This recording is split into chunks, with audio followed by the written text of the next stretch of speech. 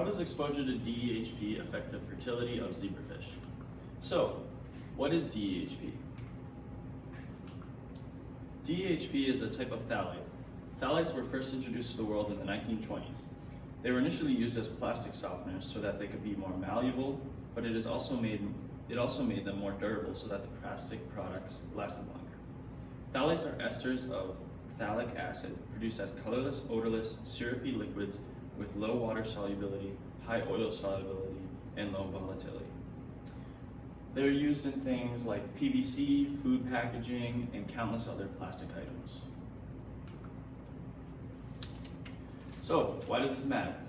Since the introduction of these phthalates, there's been a gradual decrease in sperm count in men.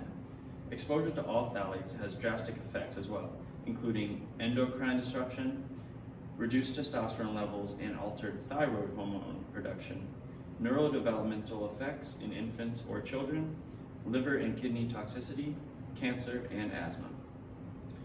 And as you can see in this graph right here, since 1930, there's just been a gradual decrease in sperm count, and it goes to 1990. The most commonly used phthalate is DEHP, which is very widespread in the environment. About 291,000 pounds were released in 1997 alone from various industries. And in this pie chart, you can see that over half of phthalates used are DEHP. Just a graphic kind of going over the same thing with all the effects, including reduced testosterone levels, reduced fertility in women and men.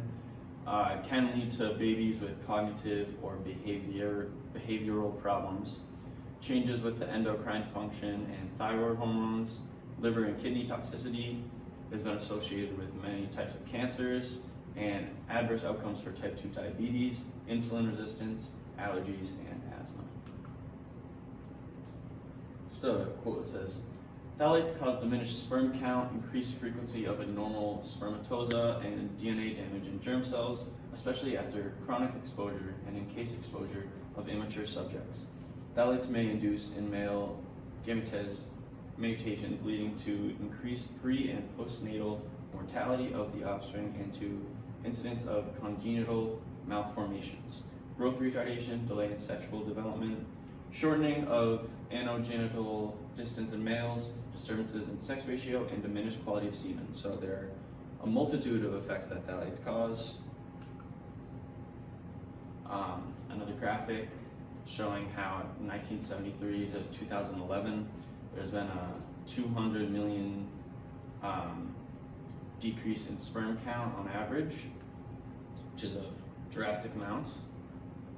Another quote just explaining phthalates are coming into our body through our skin, through our nose, we get them from everywhere.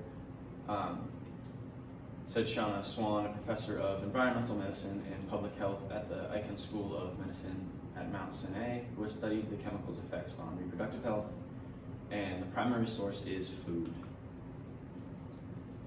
So for my experiment, I needed the perfect animal that could breed quickly, would be easy to count the offspring to see how successive generations were effective. I needed easy access to animals with not too much care required since I wouldn't be around them. I needed them to be easily exposed to phthalates in this experiment, but also in the real world. So zebrafish were the perfect option because they share 70% of genes with humans, and 84% of genes known to be associated with human diseases have the zebrafish counterpart. And since they are easy and quick breeders, they're perfect for experiments. So for my procedure, a total of 15 fish were used. At first, 1,135 microliters of DEHP was placed into the tank, and which then started the breeding process.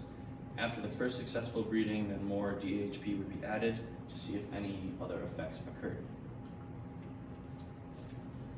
The fish were placed in a plastic bin with netting restricting them from reaching the bottom. This is so that when they do breed and release eggs, they can't reach them in the bottom because they will end up eating the eggs. A lid was placed on the top so that the fish won't jump out and kill themselves, and then a box was placed on top of the bin so that it covered it completely, making it pitch black for the fish. Then, after 12 hours of complete darkness, the box was removed and a light was placed on top of the bin, triggering them to breed. So this is kind of the idea I had for this experiment. So 2 fish would breed and produce X amount of offspring. And then after the offspring were exposed to the DHP and bred again, you could see it starts to thin out the offspring, less and less are produced until not many are left. And I was hoping it would become quite obvious. But ultimately the trials were unsuccessful considering the goal that I had in mind. Breeding was attempted 8 times and only 1 resulted in offspring actually being produced. Like I said, the goal of this experiment was to see how breeding affected successive generations. But due to the inability to breed much, this goal was not successful. And 9 of the 15 fish ended up dead. But these results still tell of how dangerous phthalates can be and how breeding can be put to a standstill. So the potential implications. There are multiple possible explanations for the results given from this experiment. It could be that the DHP the fish were exposed to reduced their sperm count so low it was impossible to conceive. It could also be that there was a freak statistical occurrence and the fish were able to breed each time, they just would not. But since the aim of this experiment was to see how DHP affected them, and it is known that DHP has sperm lessening effects, it is safe to assume that these results are a result of the DHP.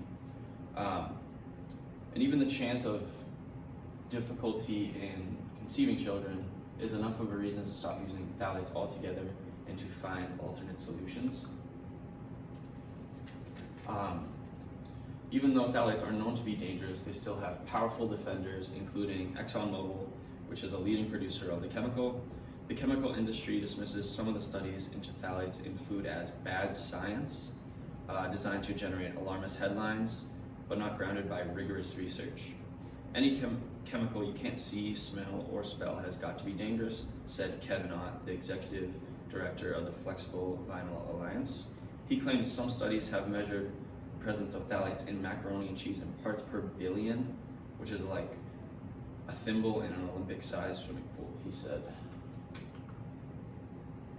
So some alternatives. According to one statistic, around 40% of all plastics in the world are produced for packaging, of which 60% is packaging for food and beverages. So clearly, food packaging and beverage packaging is a large part of phthalate exposure into the environment. So if food and beverage companies transition to paper or glass packaging, that would drastically decrease the amount of phthalate-filled plastic being used in the environment. One huge contributor to the release of DHP is PVC that is used in food processing.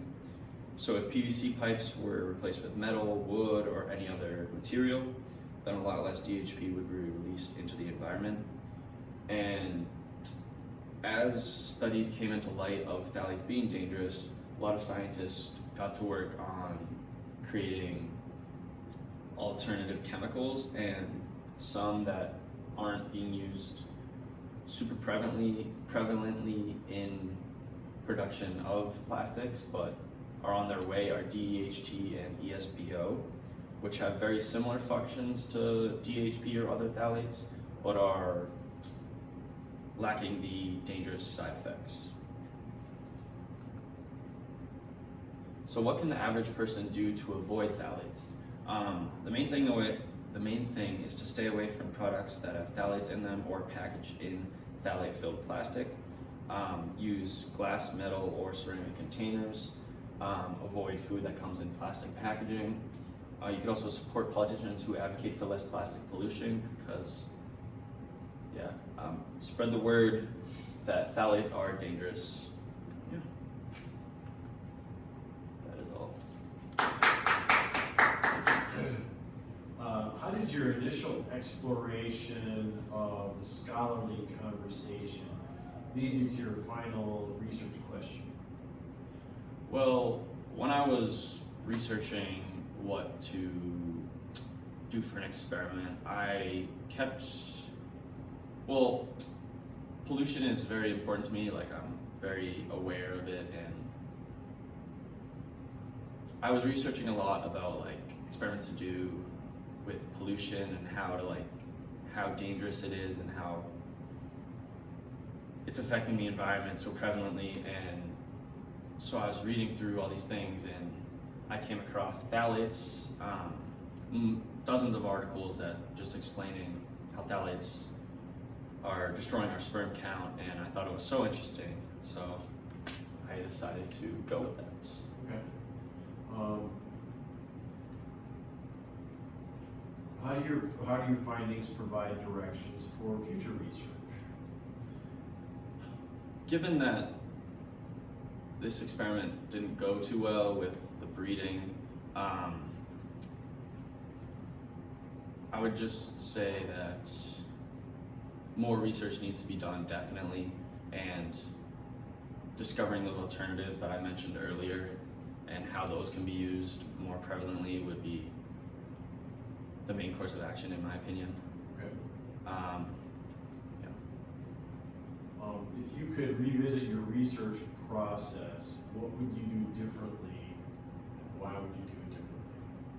I would definitely do a control group, because initially I thought that I could just see the average spawn rate of other experiments. Like online I could find the average spawn rate of 2 zebrafish, but I didn't take into account like them dying, them other variables. So if I had had a control group, I could have seen like if the other zebrafish died in the control group as well as the ones that were exposed to the DHP, like then maybe it wasn't the DHP that was causing them to die, it was other factors like temperature, lack of food, something like that. So I'd definitely do that. All right, thank you. Huge Round of applause there.